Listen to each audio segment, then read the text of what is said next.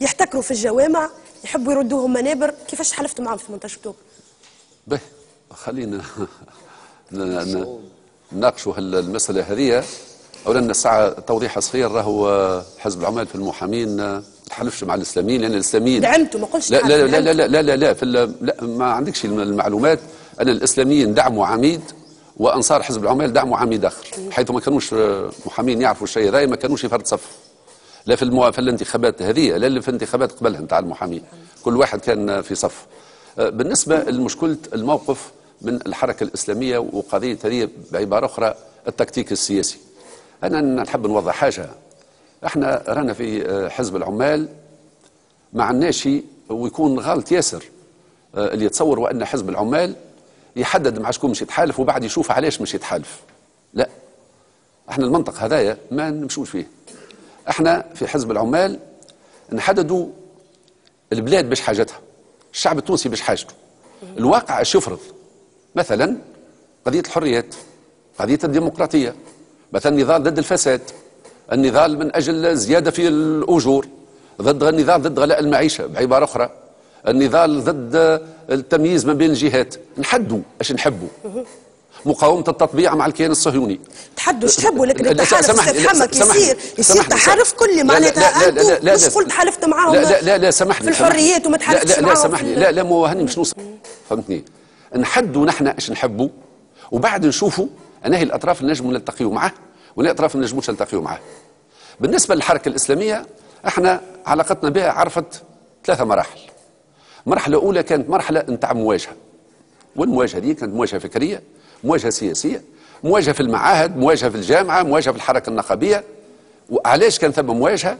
لانه في الفتره هذيك وكان نرجعوا فهمتي منها للتاريخ نلقاو وان في المواقف وفي القضايا السياسيه كان ثم خلاف تام، وبالعكس كان ثم اقتراب من طرف الحركه الاسلاميه كانت قريبه من السلطه اكثر منها انها قريبه لحركه ديمقراطيه او فهمتي منها للمعارضه. مثال نحكي لك، هما صحوا على الميثاق الوطني، نحن ما صحناش. هما باركوا الانقلاب نتاع 7 نوفمبر، احنا جينا ضده. هما شاركوا في انتخابات 89، احنا ما شاركناش، جينا ضدها. احنا كنا ضد نظام بن علي، هما قراوا الخير في نظام بن علي، كان ثم خلافات سياسيه بالاضافه للمواقف الديمقراطيه من قضيه المراه الى اخره. المرحله هذه كانت مرحله نتاع مواجهه.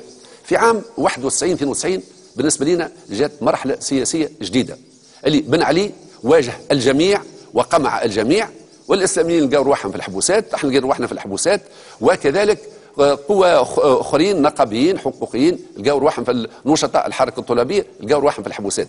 هذيك كانت مرحله جديده. المرحله الجديده هذيك اللي كان مطروح فيها ان نحن في حزب العمال ركزنا على الدكتاتوريه وخضعنا موقفنا من الاسلاميين ومن اي حركه اخرى من موقفها من الدكتاتوريه. في الفتره ذيك احنا حزب العمال عندنا حوايج مبدئيه. ايش قلنا؟ قلنا التعذيب ما نقبلوشه سواء كان تعلق باسلامي او باي كان، وجينا ضد التعذيب، جينا ضد المحاكمات المفبركه اللي هي محاكمه كما محاكمه الاسلاميين او محاكماتنا، وقلنا نحن ضد فبركه اللحم. ولكن ما صارش ثم تحالف سياسي في المرحله هذيك. في الفتره هذيك كانوا نقدونا، قالوا لنا ايش كانوا يقولوا لنا؟ كانوا يقولوا لنا وكان نشوفوا الاسلاميين وكانوا يوصلوا للسلطه.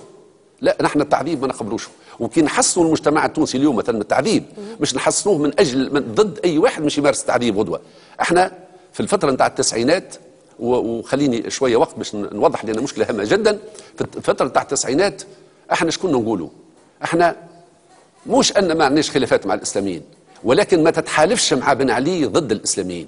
اللي يحب الحق يسكر الباب قدام دولة دينية استبدادية يلزم يعطي المثال في الكفاح ضد بن علي ويحل ثنية أخرى للشعب التونسي باش يخرج من الاستقطاب. بن علي ايش كان يقول لهم؟ يما أنا يما الإسلاميين. احنا حابين نقولوا لا، راهي ثم ثنية أخرى بخلاف الإسلاميين وبخلاف بن علي. المسألة الأخرى اللي احنا كانت هامة جدا بالنسبة لنا، ثم شكون كان يقول أنا بن علي ولا الإسلاميين؟